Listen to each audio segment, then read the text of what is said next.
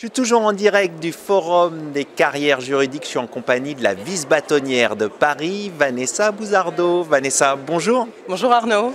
Alors un mot sur la formation initiale et continue des avocats. Oh là là, un mot difficile de résumer, si ce n'est que c'est un enjeu majeur de la profession pour les élèves avocats, évidemment, via la formation initiale qui est dispensée par l'EFB. Et puis la formation continue qui est aussi une exigence pour nous avocats, c'est-à-dire la nécessité de continuer à nous former tout au long de notre exercice. C'est-à-dire que la profession d'avocat, par sa technicité, implique nécessairement une connaissance régulièrement renouvelée, parce que la matière sur laquelle on base notre activité est quand même une matière qui est mouvante, et puis c'est d'une certaine manière consubstantielle aussi à notre serment, c'est-à-dire fournir aux clients et donc aux justiciables des conseils et donc une assistance toujours au plus près de la législation et des réformes. Donc c'est une nécessité, une obligation et même un devoir pour l'avocat de se former. Alors ici on est à la grande job fair du droit, le salon de l'emploi, le forum des carrières juridiques. Quels sont les défis pour les jeunes avocats et les jeunes avocates? On sait qu'il y a un problème d'attractivité parfois de la profession. Quels sont les défis pour les jeunes? Oh là là, les défis sont multiples pour la profession et puis pour les jeunes en particulier. Je crois que le défi qui concerne aussi bien les élèves avocats que les avocats en exercice aujourd'hui, et sans grande surprise, c'est l'adaptation à l'intelligence artificielle. C'est-à-dire que les élèves avocats doivent être formés à l'intelligence artificielle, et c'est déjà le cas. L'EFB organise chaque semestre une conférence sur l'intelligence artificielle, mieux la connaître, mieux l'appréhender, l'intelligence artificielle générative.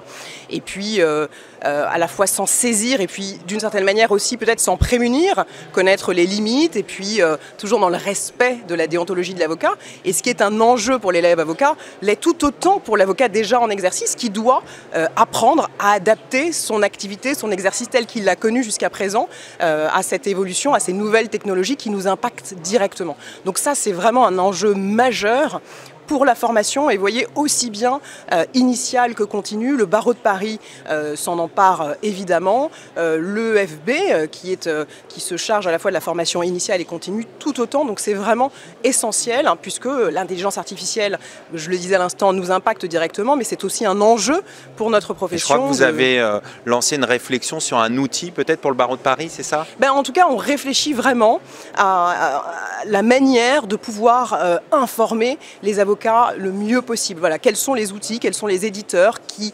proposent une offre la plus adaptée, la plus efficace, mais aussi qui respecte notre déontologie. Donc c'est vraiment un enjeu essentiel dont on doit s'emparer, aussi bien pour les plus jeunes, c'est maintenant, mais aussi pour ceux qui sont déjà avocats depuis des années. Alors il y a un autre enjeu important qui vous mobilise, je crois, c'est la lutte contre le harcèlement et les discriminations.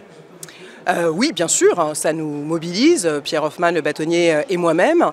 Dans le cadre de notre campagne, c'est quelque chose, c'est une problématique, des problématiques dont nous nous sommes emparés, et désormais en poste, en mandat depuis 3 mois, bien évidemment, ça fait partie aussi de nos priorités. C'est un enjeu aussi d'ailleurs pour l'attractivité de la profession. Je pense que la profession reste attractive. Vous voyez, on a aujourd'hui plus de 2000 élèves avocats à l'EFB, donc on a une augmentation de 30% d'élèves avocats par rapport à l'année dernière. Donc je crois qu'il y a une attractivité de la profession, mais malheureusement on constate aussi des avocats, des jeunes avocats exactement, qui quittent la profession, et les femmes souvent plus que les avocats hommes. Et donc il y a un enjeu d'égalité, il y a un enjeu des conditions d'exercice. Et je crois que les jeunes générations sont très attentives, et peut-être davantage que les générations précédentes, aux conditions d'exercice, à l'équilibre, vie personnelle, vie professionnelle, et ça passe par une protection des avocats, un accompagnement des avocats, et puis des sanctions qui doivent être fermes lorsque des dérives sont constatées. Donc oui, c'est essentiel pour nous. Alors aujourd'hui, il y a beaucoup d'étudiants en droit qui sont ici présents au Forum des carrières juridiques.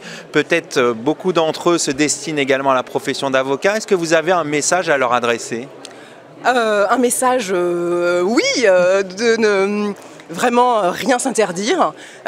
Nous sommes nombreux. La profession d'avocate à Paris, nous sommes quasiment 34 000 avocats, 76 000 en France. Donc nous sommes nombreux et pour autant je suis persuadée qu'il y a de la place pour chacun, pour chacune. Donc ne rien s'interdire, peut-être apprendre à connaître sa spécificité en termes juridiques mais aussi en termes de personnalité pour ensuite rejoindre le cabinet qui nous ressemble tout en posant toujours les limites que l'on a d'un point de vue personnel.